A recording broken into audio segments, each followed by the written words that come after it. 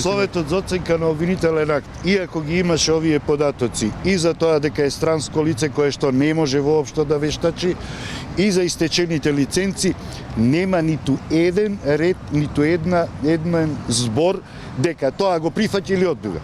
Едноставно одат со еден паушален израз дека се ќе се одлучува на главната расправа.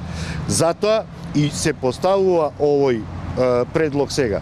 Проблемот е во тоа што во оној момент кога обвинителството ќе достави известување за завршена истрага, не може повеќе да превземе ниту едно истражно дејствие, затоа што тој додека сметал дека има потреба, ја води истрагата. Самиот одлучува кога ја затвара. Ја затвори и после тоа постапува. Дури и по поднесениот приговор комуницира. И денеска добиваме податоци за некои бројки, за некои износи, не мали, кои што се внесуваат.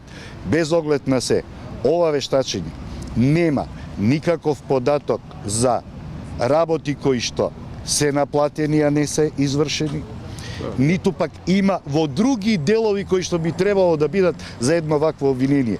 Токму затоа и може би е странскиот правен субјект избран за да биде диригиран, а како сметале дека тоа смее да помине пред нашите органи и да се прифати, тоа ќе видиме со одлуките на судови.